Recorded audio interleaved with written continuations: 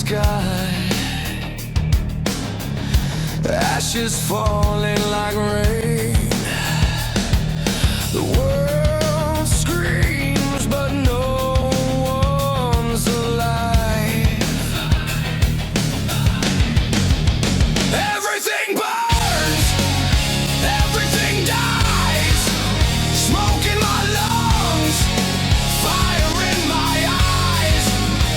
Everything burns, it's all a lie. Pricing research and market positioning. Once you've completed your initial market analysis and studied your competitors, the next logical step is researching real prices and understanding your niche. This is one of the most practical and underrated stages of early development. It not only helps you define a fair price for your services, but also shows you where exactly you can be competitive. Because the market isn't just a flat list of players, it's a layered cake. And depending on which floor you want to operate on, your product, your packaging, and your strategy will all look different. Why gather real-world prices? Very often, beginners, or even aspiring agencies, base their pricing on extremes. On one end, they look at big studio websites showcasing high-end portfolios and charging upwards of $3,000 for a landing page. On the other, they stumble upon freelancers in Telegram groups offering the same for $70. Neither of these reflects the full picture. Top-tier prices usually come with strong brand positioning, a long track record, and established credibility. Bottom-tier prices often reflect beginners or regional providers with entirely different expectations and cost structures. So how do you collect live pricing data? It's actually pretty simple. Ask friends or colleagues to pose as potential clients. Have them request quotes from different studios and freelancers. This will give you a real-world price range. Browse projects on platforms like Behance, Dribbble, or agency case studies. Focus on finding work with similar complexity. Sometimes the price is driven not by the output itself, but by the depth of the process behind it. If possible, talk directly to potential clients. Don't pitch, just ask. How did they choose past vendors? What did they pay? What did they like or dislike about the experience? These conversations can be surprisingly eye-opening. What will you discover? Most likely, you'll end up with a price matrix where a logo might cost anywhere from $30 to $1,500. A video from $100 to $4,000. A landing page from $80 to $5,000. And then it hits you. There is no standard price. There's only a segment in which you operate. And once you understand that, you have two options. Either adapt to your current tier, or aim higher, but with a clear understanding of the path you'll need to take to get there. Once you start to understand your pricing tier and who you're competing with, the next logical question is, who exactly do you want to sell to? Who is your ideal client? Because trying to work with everyone usually means you're working with no one in particular. Here's an example. If you create visuals for Instagram, you can call it just graphic design. Or you can say, we design branding and sales creatives for small food businesses. The difference in perception is huge. In the second case, you're defining your niche, your tone, your client's pain points, and industry specifics. You're speaking their language, and that makes you instantly more relevant and valuable. Positioning isn't just about specialization, it's also about marketing. When you know exactly who you're serving, you can run ads, write copy, and build case studies that work like magnets, not just generic noise about your services. Niche positioning helps you avoid the trap of being universal, which usually doesn't sell. People buy from those who are in the know. When I was just starting out, My niche came together more or less by accident. I worked with local car dealerships because I knew how they operated. Then I did packaging for farmers because I understood how to communicate with that audience. Over time, it became clear. It's easier to sell when you understand your client's world, and much harder to work with clients who need more than just a pretty picture, but you have nothing relevant to offer. The sooner you define your niche, the faster you'll start attracting not just clients, but loyal clients who value your approach. It saves time, strengthens word of mouth, and helps you avoid burnout from juggling too many unfitting projects. So, when you're gathering prices and defining your niche, you're not just filling out a spreadsheet. You're laying the groundwork for positioning. It's a step toward building a system. It gives you a clear direction and helps prevent the scattershot approach. Most importantly, it becomes the foundation for your pricing model and your marketing strategy. Without these two components, you're stuck in the world of randomness, where success depends on luck, not on deliberate, informed decisions. First clients and the team. First clients aren't just a source of income. They're the main validator of your idea and your business's first real interaction with the market. Without them, there's no growth, no strategy, and no reason to build internal systems. You can plan all you want, sketch out business models and create templates, but until someone actually pays you for your work, it's all just theory. Most people don't start with a big launch or ad campaign. They start with real tasks from people who already know them. Former coworkers, past clients from freelance days, suppliers or subcontractors. At this stage, you don't have a brand, you don't have a clear structure, and chances are you don't even fully understand what your agency will actually do. That's perfectly fine. Real clarity comes from real-world requests. One person might ask for a presentation, another for a website, someone else for a brand book adaptation or visuals for social media. The tasks are often all over the place, and that's not a problem. On the contrary, it helps you figure out what you want and are able to focus on. In my case, like many others, the first clients came from memory. One of them was a former manager I'd worked with in the auto business. When he needed someone to handle point-of-sale visuals, he remembered that I do some design. It wasn't an official project, just helping out a contact, but it started a small stream of work. He liked the result and referred me to others. That's how it grew. No magic, just past experience and basic loyalty. One important thing to realize: early clients usually don't pick from dozens of vendors. They either go with someone they already know or choose the cheapest, clearest option. So if you've built good relationships and earned trust, you already have an advantage. You don't need a hard sell. Just remind them you exist, gently, without being pushy. Sometimes not even directly. Just share your work, post case studies, stay present. Your first clients don't have to be ideal. In fact, they often aren't the people you'll want to work with long term, but they give you something more important: access. They give you projects you can use to develop your approach. They give you feedback, even when it's tough. And most of all, they give you your first real income, which you can reinvest into launching processes, hiring help, registering your company, building a website, buying software or templates. That's no longer theory. That's movement. Don't underestimate the emotional impact of those first jobs. When someone pays you for work done as a company, even if it's still just you and a laptop, something shifts. It stops feeling like luck that someone hired you. It starts feeling like you built something that's working. Even if it's just you, your laptop, and a messaging app, it's still the first step toward becoming a business. Many people make the mistake of looking for the perfect clients right away. Clear briefs, healthy budgets, structured communication. But those usually come later. First, you get the people who trust you because you've proven yourself reliable in the past. These early clients can be difficult. They often don't know what they want. You'll have to guide them, explain things, spend time in conversation. But this is how you learn.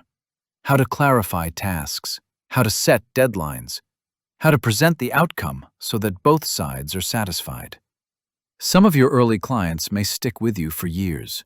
One of mine became a long-term anchor client, but more on that later. The key point now is this: a client isn't just a customer. They're a part of your evolution as an entrepreneur. They reflect your skills, your response time, your communication. They're the first external challenge you face, not as a freelancer, but as a business. So don't wait for perfect conditions. Start with those already around you. Go through your contact list. Follow up with old clients. Ask yourself who you could help right now. If you do good work consistently, referrals will come naturally. That's when the system starts to breathe and eventually starts to work. In the beginning, your business has no real power, no leverage, no reputation, no right to set the rules. All you have is your personal readiness to adapt and learn along the way. This phase is inevitable, especially in the creative field, where most clients come not for a clear-cut service, but for understanding and approach. And it's in this moment that the foundational principles of your future business are laid. At this stage, you're often not the one setting the rules. A client might call late at night, send edits in the morning, ask for everything urgent, and not explain why. You agree, not because you lack backbone, but because this is the price of entry. The ability to be flexible is not humiliation. It's a temporary strategy that allows you to enter the market, understand client expectations, and gather valuable observations. Only through this lens can you later build processes and define boundaries. This phase is not about just enduring, but about observing. Analyze which requests come up repeatedly. Where do conflicts happen? Which phrases confuse people? Where do clients drop off? All of this is not chaos, it's data. For example, if you encounter clients 3 times who confuse design with layout, that's not a reason to get annoyed. It's a signal that you need to explain terms more simply, or to provide templates and notes in advance. In my first months, there were many cases when a client sent one technical brief, but then said the result was completely different from what they expected. Back then, I didn't know how to fix tasks in writing. I relied on calls and voice messages. I assumed that if we talked, it meant we agreed. In practice, this didn't work. One of those projects ended with us redoing the layout 3 times, even though the first version almost exactly followed the original brief. The lesson was simple. Write everything down, even if it seems obvious. During this period, boundaries are especially hard to define. You don't yet know where a request ends and exploitation begins. You don't know how to say no, you're afraid to lose the client, and you agree to tasks outside the budget. This is part of the process. You'll have to go through it. But with each case, you start to see where the line is, where a quick clarification is enough, where you should politely but firmly remind them of the agreed scope, where you need to suggest doing extra work under new conditions. All this is learned not in theory, but in real conversations. Flexibility doesn't mean you agree to everything forever. It's a temporary state, necessary for adaptation, like a person in a new country. At first, they just listen and repeat, then start forming their own sentences, and only later can they argue or explain. It's the same in business. At first, you adapt because you need to understand the rules. You need time to form your own. If you treat this consciously, the first phase becomes a springboard, not a trap. It teaches you to listen without irritation, clarify before confirming, calmly explain why a certain approach won't work. It builds the habit of checking instead of guessing. It forms an internal system that later becomes a real business tool, in contracts, in briefs, in task coordination. Many make the mistake of trying to set rigid rules too early. They create complicated forms, demand strict deadlines, limit revisions harshly. In practice, that scares clients off, especially when you don't yet have a reputation. It's better to be a bit softer at first, but more attentive. One more point. It's in this period that you start to see which clients become problematic. The ones who are always in a rush, who ask for just one more version, for free, who disappear for weeks and then want everything done tomorrow. These observations form your future filter. At first, you accept any task. Later, you learn which ones are worth taking. The first stage isn't just a beginning. It's a mirror. It shows how stable you are, how observant, and how ready you are to build a business, not just complete projects.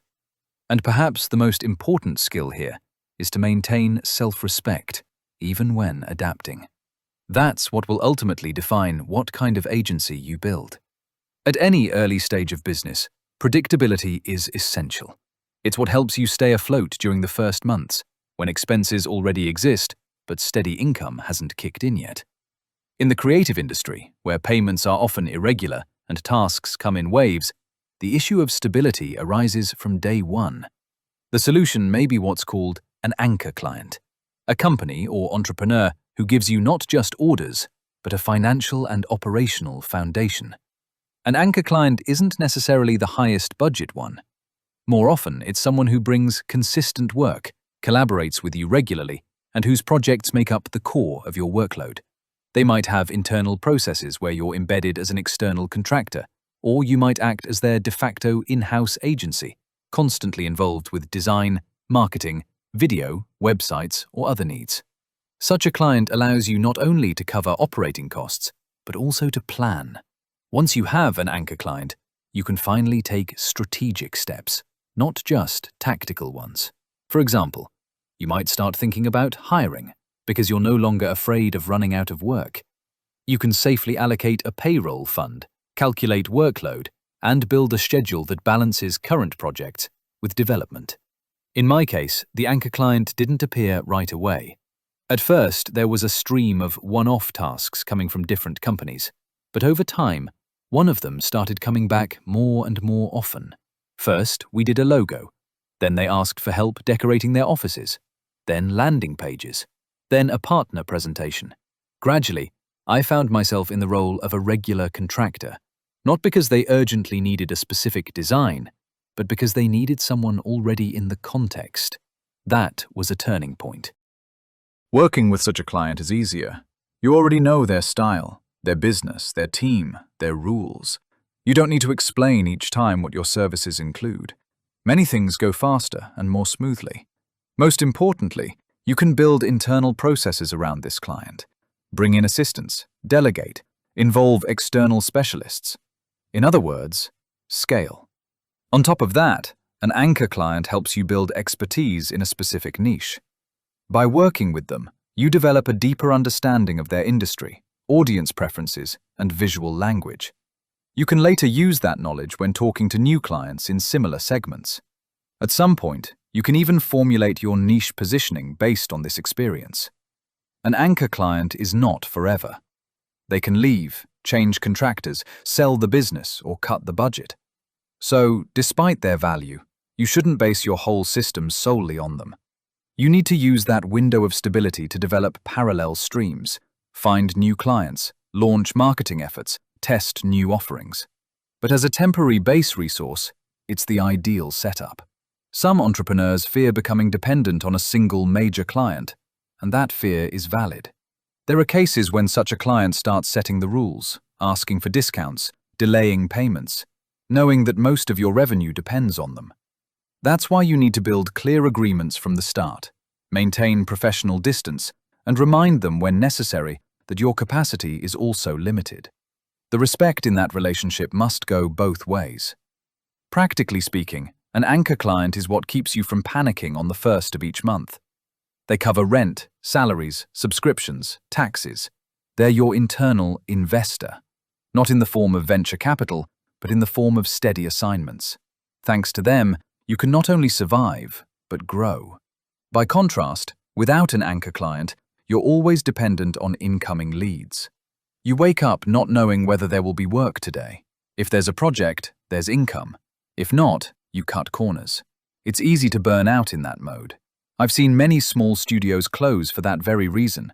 The instability was too much. And it all could have been avoided by just finding one consistent client and building a foundation from there.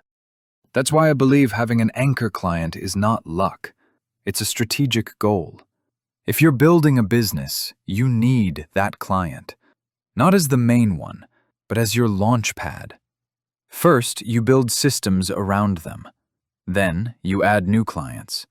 Eventually, the volume starts balancing out, and then it's not so scary if someone leaves, because now your system runs on multiple streams, not just one. In business, it's common to chase scale. But without stability, scale is just a numbers game that collapses at the first sign of turbulence. An anchor client gives you stability, and from there, it's up to you how to use it. Eventually, you reach a point where you can't handle it all alone. There's more work, tasks start to overlap, and time shrinks. In the morning, you're sending proposals. In the afternoon, you're making revisions. In the evening, you're assembling presentations. And at night, you realize you forgot to reply to someone. You feel like you're always behind. That's a clear sign. It's time to find help. The first hire isn't about scaling. It's about survival. That's not always obvious. It feels like as long as you're coping, you'll be fine. But when you're alone, there's no buffer.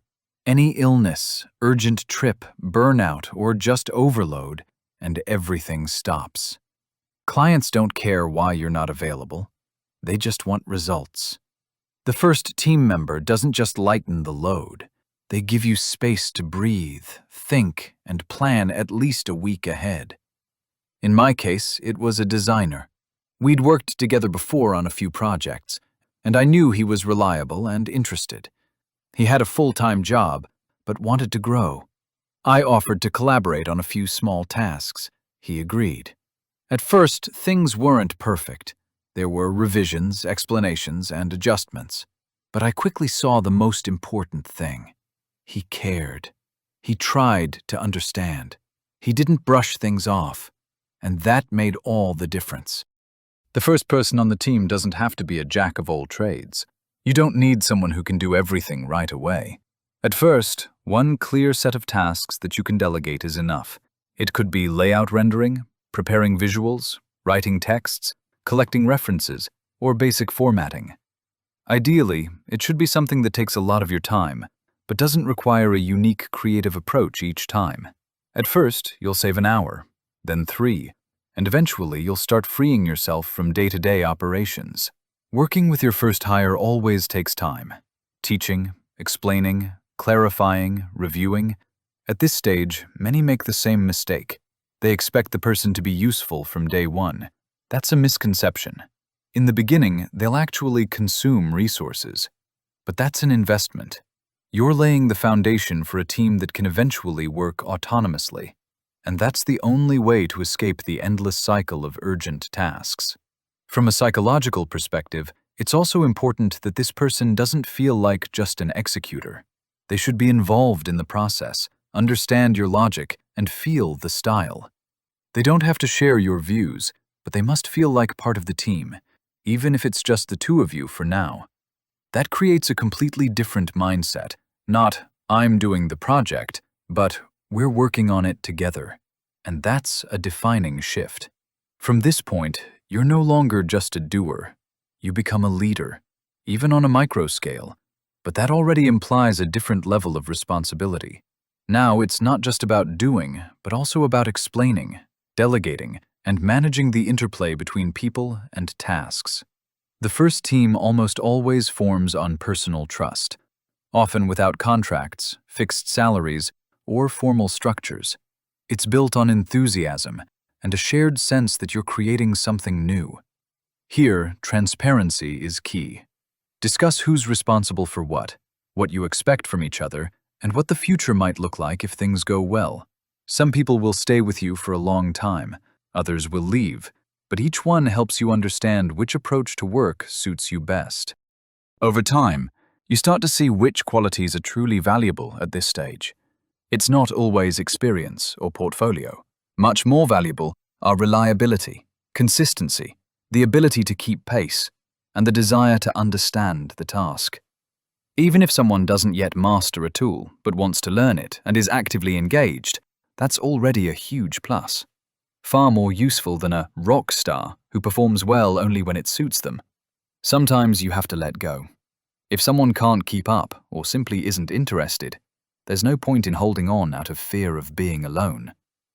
It's better to go back to working solo for a while than to carry a non-functioning team dynamic. But if you find someone who fits, not just in skills but in approach, hold on to that. These people become your backbone and can grow into those who later lead projects and train new hires.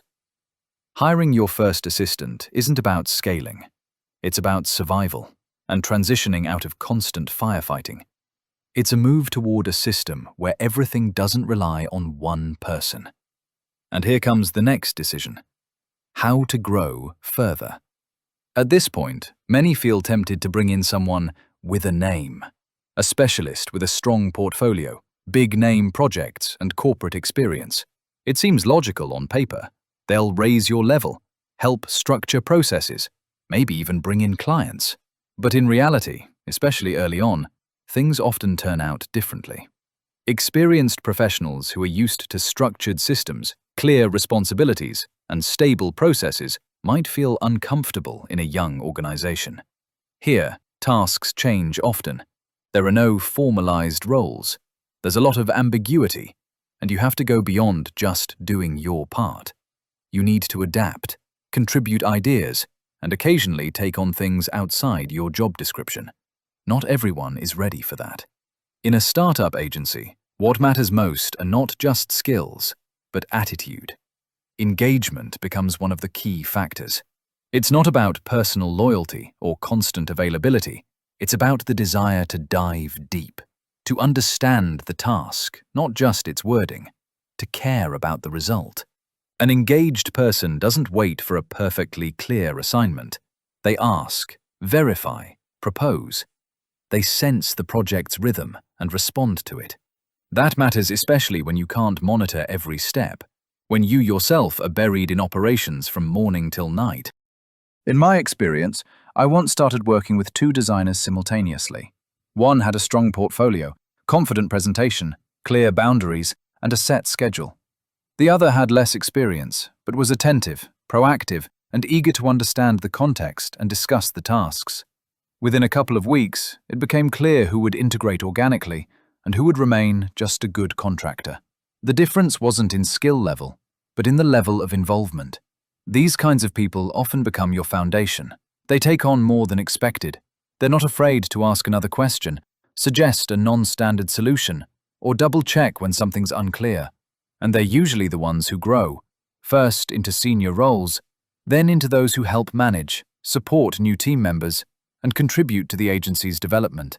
Because engagement isn't just a nice-to-have, it's the basis of trust. And at the start, without trust, you won't get far. A star employee who can deliver fast and well, but won't adapt, can become a point of friction. Not because they do poor work. On the contrary, their output might be excellent,